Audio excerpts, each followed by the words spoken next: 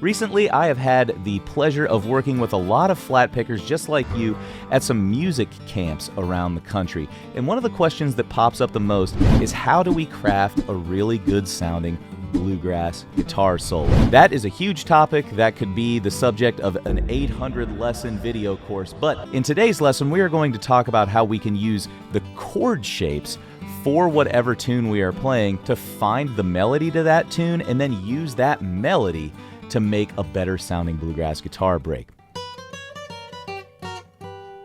A lot of us, when we're presented with the idea of soloing over any given tune, are usually given scales to practice, right? That's what my first guitar teacher gave me, the good old A minor pentatonic scale. But the A minor pentatonic scale has a pretty limited use, especially outside of the genre of blues or rock music, so those scales can be a little bit confusing when we first sit down to try and find some melody notes. One interesting thing about most folk, bluegrass, and American tunes is that the melodies will start and be mostly comprised with chord tones. Chord tones end up being the kind of skeletal structure that holds up any melody, and we will use scale tones to walk between them. So, in my opinion, it's better to go hunting for chord tones first than it is to go hunting for scale tones. The chords that we're going to be working with in bluegrass are typically triads, meaning that they only have 3 notes in them. So, you have a 1 in 3 chance of finding the correct note, as opposed to a 1 in 7 chance when we are looking for that first or that last note in the melody. So let's take the tune 9-Pound Hammer, for example. The melody goes something like this. Oh, the 9-pound hammer is a little too heavy, yes, for my size, buddy, for my size. Now roll on, buddy, don't you roll so slow. How can I roll when the wheels won't go? So ideally, you would have some time to sit down and work out that melody in first position. Really great way to go about doing that is to grab, if you know what key you're in, grab the chord. So we're operating in the key of G here today, and see if we can find that first melody note inside the chord. Oh, the 9, oh, the 9, oh, the 9, oh, the 9-pound. So we found our first melody note. Happens to be that open D string. Now let's go ahead and skip to the end of the melody and see what the last note is, because the last note is usually the root note of our song, so this can kind of confirm that we've landed on the right key. Or if you have no idea what key you're in, skip ahead to that last note and it will tell you what key you are in. So, when the wheels won't go. So it is a G note, in fact. So we've confirmed that the last note of the melody is a G, the first note of the melody is a D. Those happen to be 2 chord tones inside of the key of G.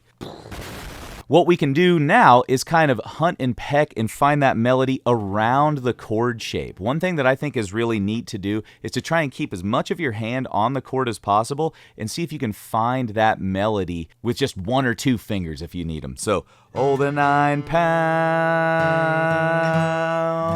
oh, the 9-pound hammer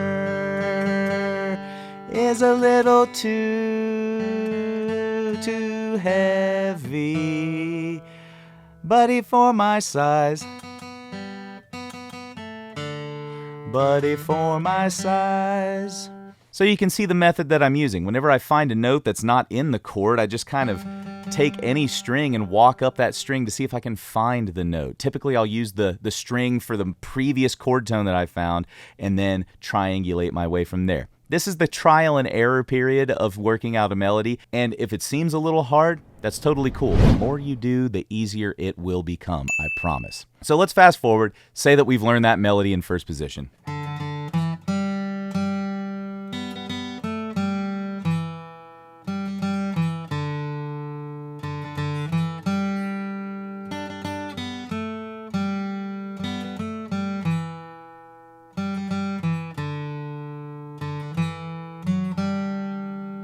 So that's something like the melody to 9-Pound Hammer right there. Let's go ahead and kind of visualize that melody and then start to mark out where those chord changes happen now. So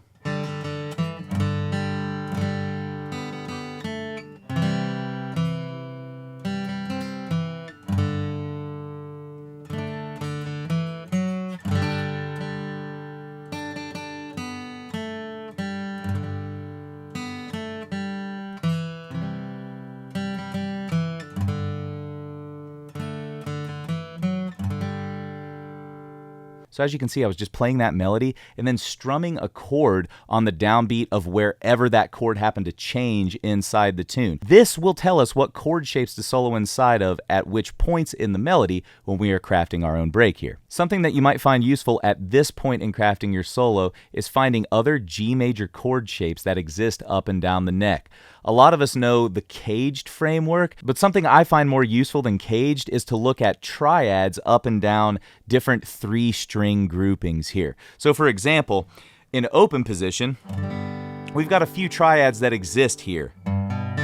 There's one, that's a root position triad. There's another one, first inversion because B's in the bass. Second inversion because D is in the bass. And then we don't get a really nice root position triad up top here. It's split across 2 strings. And then, so those would be our triads, but check it out. If we move up into a closed position that a lot of us are familiar with, the E shape, bar chord G, right? A lot of you might know the scale that goes around there. That's cool and everything, but let's just think about these chord tones right now. You've got a triad there, a triad there, a triad there, and then we kind of have to start looking at those split triads again. We've got... But that's totally cool. So knowing where all of your triad notes are in those given positions will once again help you link up with that melody. Something that I find useful to do for the melody is to digitize it, meaning whenever I'm on a chord, so for example, when I'm on G, 5, 5, 5, 6, 1, 1, 3, 3, 3, 2, 1, 6, 1, 1, 1, 6, 5, 5, 5, 5, 6, 1. That can be something really useful to do because when you're relating that melody to the scale itself, if you know some triads, those numbers are going to register. Whenever you're on a 5, just go to where the 5th is in your triad shape. And guess what? If a 6 pops up, then it's probably pretty close by where that 5 is. So let's say I know that melody digitally. 5, 5, 5, 6, 1, 1, 3, 3, 3, 2, 1, 6, 1, 1, 1, 6, 5, 5, 5, 6, 7, 1. If I know that, then I can take a triad shape. How about this one? Okay, let's find the 5th in there. So that's a B, that's a D, there's my 5th.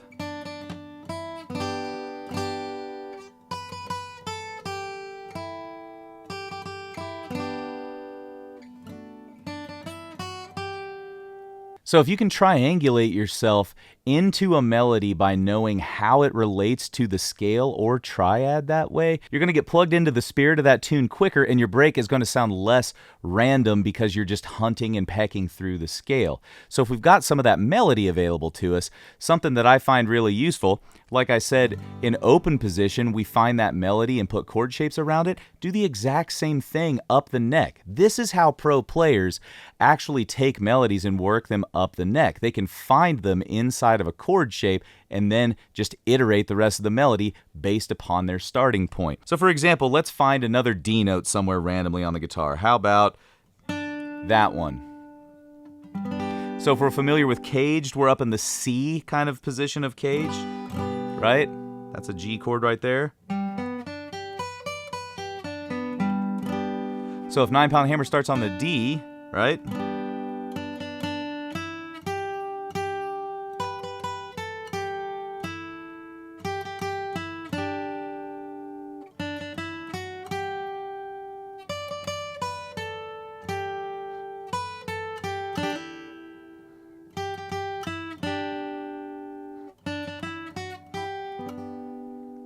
So as you can see, if you know where that triad exists there, the melody almost just falls out inside that position. One thing you might have to do is G position, E position, there's this kind of weird D position that they talk about, right? There's the C, and then there's the A.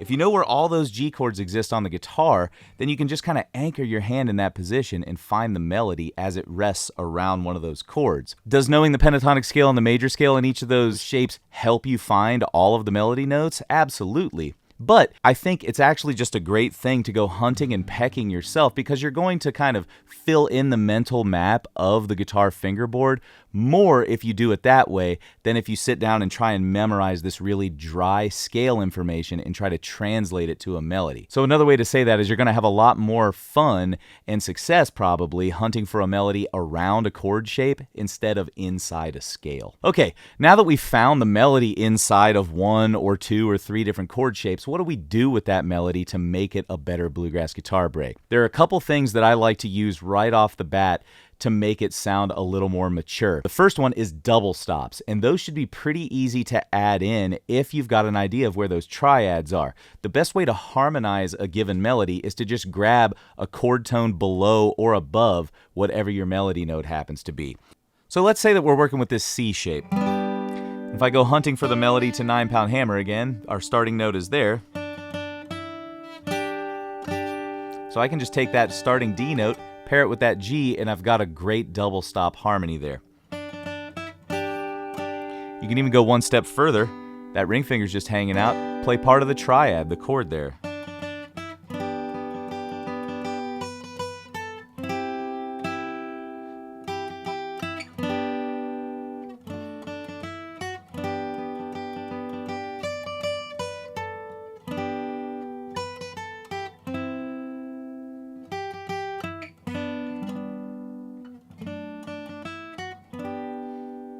So already right there, you've got a much better sounding rendition of the 9-pound hammer melody. To me, it sounds a little saccharine and kind of overly major-esque, right? So one thing that we can do to any kind of bluegrass melody to make it sound a little bluegrassier is add blue thirds anytime we happen to hit the third of a chord that we're on. For example, on G chords, we want to dress up B notes with a B flat. On C chords, we want to dress up E notes with an E flat.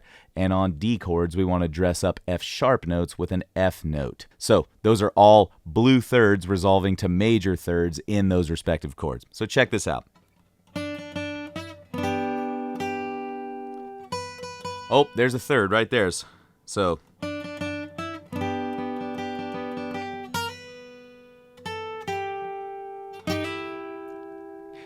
there's a third right up top. Maybe we just slide into it and let it hang.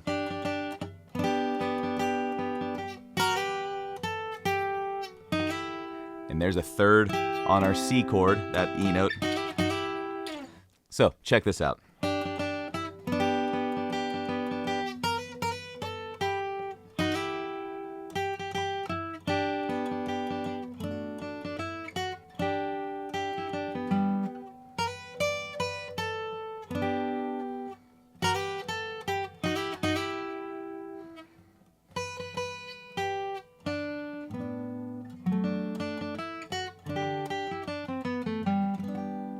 So already just adding a few blue thirds to that break makes it sound a little better. And one thing that I was trying to hold back from doing there that I inevitably end up doing is cross-picking any of those triad or double stop shapes that I happen to have there whenever there's a long-held melody note. That's a great way to fill some space. Maybe try it like this.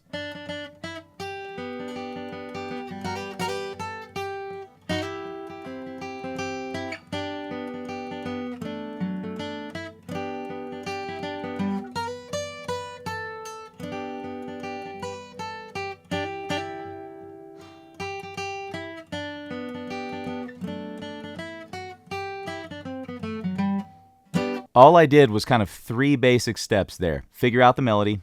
We add some double stops or triads above or below that melody note. We add some blue thirds, and we've already got something that sounds like a really appropriate bluegrass guitar break. Now, something else that we can do if you're more of like an advanced player is take some of those gaps and start to put licks in there. Say that you don't have licks up the neck in that position though. So what are some good strategies for this? Blue thirds are always good. Like I said, you can kind of I always make little licks with blue thirds and other chord tones. So there I'm just kind of B flat, B, D, right? So just kind of sticking to the chord tones there. That's a good lick. You can use some chromaticism connecting chord tones to one another. So for example, go up from B chromatically to a D note. You can go down. So there are some kind of, options that you can try out there that don't really require too much music theory, but more just you messing around to see if they feel good. So here is my 9-pound hammer break with some chromaticism thrown in there, some stuff that I'm just going to noodle around in those chord shapes on. See how that sounds.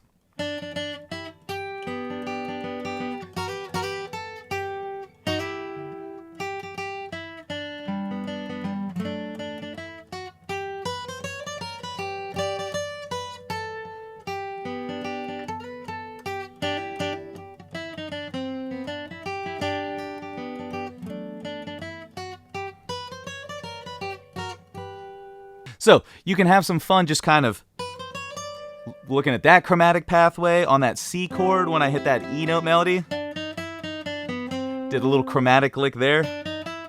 And resolve down to the root. So you can have some fun and find things like that, or use any of the stock vocabulary that you just happen to have in your own wheelhouse. All right, my friend, I hope that gives you some ideas for how to take a simple bluegrass melody, find it as it relates to chord shapes, and then craft a good, solid-sounding bluegrass break based upon that melody. If you want to learn about some more tools for bluegrass guitar that you can use to dress up these solos, get access to things like tab and resources for all of these video lessons, go ahead and check out the link below in the description to my Bluegrass Survival Kit. The Bluegrass Survival Kit is a compilation of skills that I put into a lesson video series that is going to help fill in some of the knowledge gaps that you might have as a bluegrass guitar player and help you sound more authentic in both your rhythm and lead playing. So check out that link below to the Bluegrass Survival Kit. All right, my friend, thanks so much for checking this video out, but don't go anywhere. We got more great lessons right here.